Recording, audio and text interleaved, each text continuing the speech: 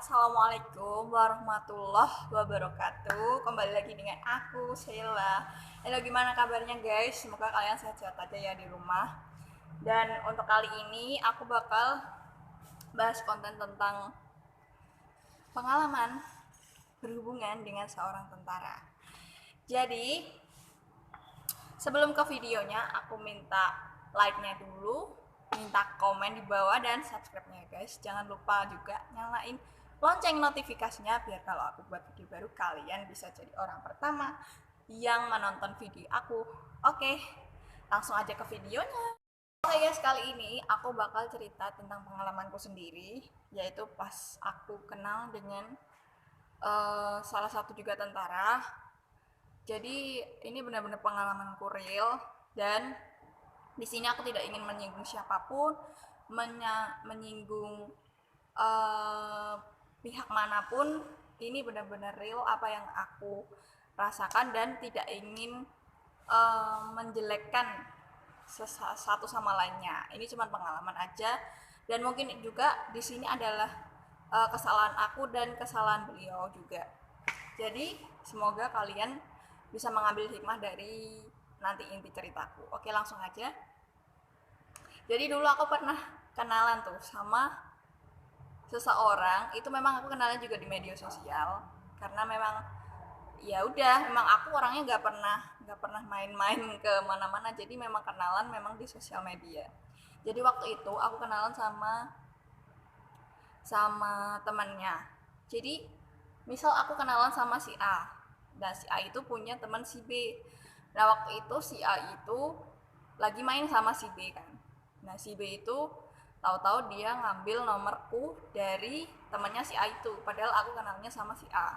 Tapi si B itu ngambil nomorku dan dia setelah ngambil baru ngomong sama si A nih, si B itu bahwa dia ngambil nomor ini dari HP-nya si A gitu. Dan beberapa waktu berlalu, terus adalah nomor baru yang mengkontak aku dan aku bingung dong siapa itu, dan aku balas. Waktu itu aku balas dan dia jawab dapat nomorku dari mana, kan tanya gitu. Terus dia jawab dari temannya si A itu. Dan aku sempat, hah masa sih, iya gitu. Ya udahlah ya, kalau menurutku kan aku di situ memang pengennya tuh temenan ya. Ya kalau lebih alhamdulillah, kalau enggak ya nggak apa-apa gitu. Memang niatnya mau awalnya mau temenan gitu guys. Dan memang aku waktu itu tahu kalau si A itu adalah seorang tentara, dia dinas di daerahku waktu itu. Dan temannya itu adalah juga temen satu angkatan sama dia, cuman kayak beda beda apa ya, beda tempat tugas. Kalau si A ini di kantornya, kalau si B itu jadi ajudan pribadi, jadi dia tinggalnya di rumah. Jadi memang uh, jarang untuk ketemu sih menurutku si A sama si B. Dan waktu itu ketemu, dia ngambil nomorku dari nomor HP-nya si A, si B itu. Jadi singkat cerita guys, si B itu ngajak kenalan aku dan si B itu terus kontak aku dan deket banget sama aku, lambat laut kan deket. Tapi aku nggak tahu tuh kalau si B itu ternyata udah punya pacar waktu itu, karena dia nggak pernah ngaku sama aku dan tidak pernah menceritakan itu sama aku. Dan waktu itu aku sudah berjalan sekitar 1 bulan. Memang kita nggak ada ikatan ya guys, nggak ada ikatan karena aku juga nggak segampang itu, karena kan aku waktu itu baru bener-bener ngedonnya waktu pas aku udah pisah dari abang yang dulu, pacar aku yang dulu.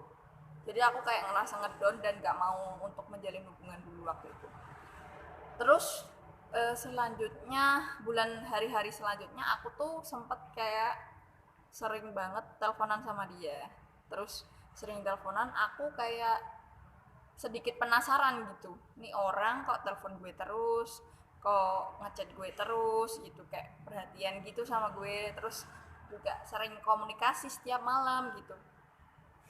Habis itu aku tanya lah, aku sedikit menyinggung soal masalah asmaranya dia. Jadi Aku tanya di situ dan dia menjawab kalau misalnya aku sudah punya cewek bagaimana gitu.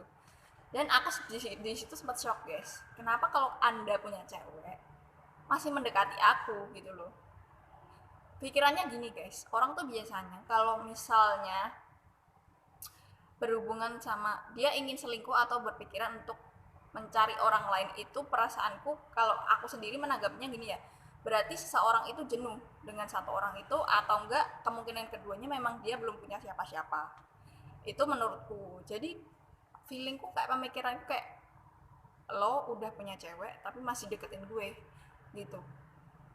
Dan di situ kayak berpikir aku kayak sedikit shock sih, gimana sih kita udah deket gitu loh, dan taunya dia udah jadi pacar orang. Kan kita kayak, jadi kita udah dekat, jadi apa artinya kita teleponan, kita chatan kayak gini gini gini gitu. Ya sebenarnya nggak mau terlalu berharap ya guys, tapi namanya cewek digituin siapa sih yang nggak baper, ya nggak sih menurut kalian? Jadi waktu itu ya udah kayak, lah kenapa kamu udah punya cewek kok masih deketin aku gitu. Kayak aku mikirnya kenapa gitu. Terus dia dia jawab, ya nggak apa-apa kalau memang kita kan emang temenan. Hello akang, abang, ganteng, kalau misalnya kita temenan itu nggak mungkin separah itu gitu loh. Kayak misalnya ya ngechat setiap waktu, telepon setiap hari, kayak berusaha menjadi seseorang yang selalu ada. Dan kayak kamu tuh juga butuh seseorang yang benar-benar ngertiin kamu gitu loh, gimana sih guys gitu.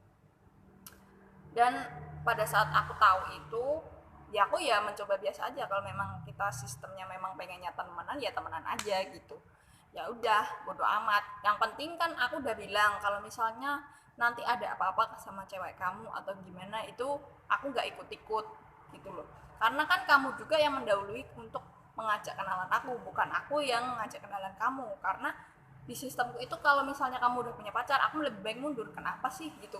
Kalau menurutku ya guys, ini kalian harus petik benar-benar hikmahnya.